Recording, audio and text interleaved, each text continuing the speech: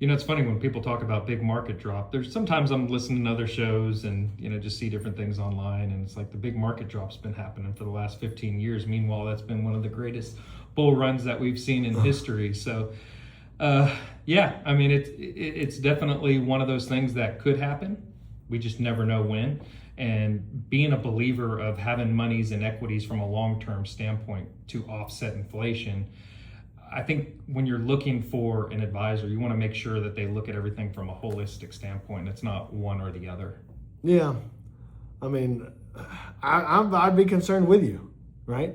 The market is overvalued. It's been going up too long. It's the longest bull market ever.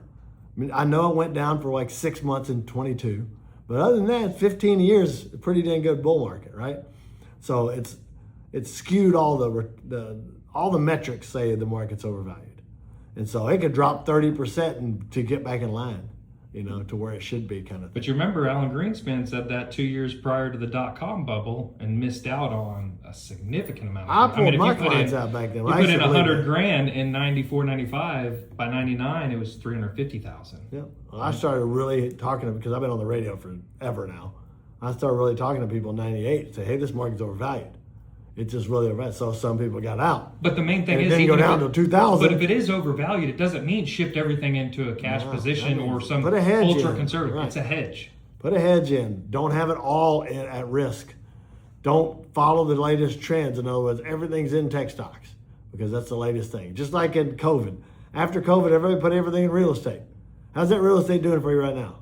Probably not as good, right? Not because it's the real estate's fault or the American public's fault. It just goes in cycles. Every time there was shortage of apartments here in Dallas. So they didn't build one for like 20, 30 years. If you notice, they didn't build apartments for a long time in Dallas. Now they're popping up everywhere, baby. Remember back then, they could get anything they wanted, no spiffs. Now you're getting 2 months off free and blah, blah, blah. Prices coming down. Same thing with housing market. We were market. talking about earlier in the show. I mean, a $250,000 house costs you $2,000, $2,500 a month. Yeah, that's a lot.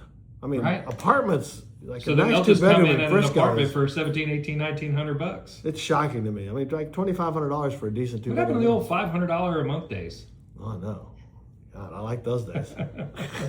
Your mortgage and taxes and insurance, $700 or something. That was a good old day. But that ain't happening again. Just like, you know, you're not gonna have gasoline 40 cents like when I was a kid or 20 cents. It's just not gonna happen. The one thing you will have is volatility. The only thing is completely certain is uncertainty, right? You can't be, but you got to be ready for every conceivable thing that can happen.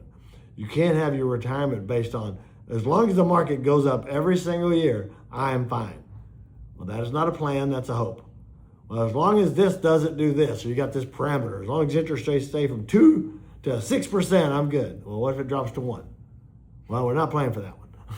You have to, what if the market drops? If you're planning on retiring next year and that market drops, are you ready? Do you have enough? And a lot of people don't. And what people do is emotion comes in there, they'll sell it they won't sell till the dang thing crashes. Then they'll get out and they'll miss out the whole rebound. Or even folks that are 5 even to 10 years out from retirement. Because if we go through a prolonged period where it takes the market to get back to where it was, like early 2000s or even mortgage-backed crisis time frame, I mean, 1 million drops to 500, worst case scenario. 2 million drops to 1 million, and then you're just sitting there thinking, right? Like waiting for it to come back because you had an idea that you were going to retire on this day with this amount of money because you were factoring double-digit returns on top of your peak number. Yeah, I hope this is true because I read it, but I don't know if I trust everything in the media now. You read it. I did read it. Like Mark Cuban when he sold, was it broadcast.com, whatever? Like $4 billion, something crazy. But he hedged the whole thing. And he was on the dot-com era, right? So when that market went down 70, 80%, it didn't lose anything. And that allowed him to pile on a lot more wealth later. But see, he was in that industry and still wasn't going to put every dime in there. All right? He had the thing 100% hedged. So if a billionaire is doing it, everybody should do it when it comes to that stuff. You just can't risk it all. I know that might have got you there. I've got people all day long. I've got all the money in my company stock. And maybe it works, but maybe it doesn't. So it's okay to take a little off the table. You ever hear that the gambling deal where you're winning something? Okay, take that off. All right, now I'm all in there on profits. Yeah, and taking it off means literally pulling it off the table and put it somewhere that you can't reach. Oh, that's what I remember when that's what cured me from gambling when I was a young kid. I was only 18.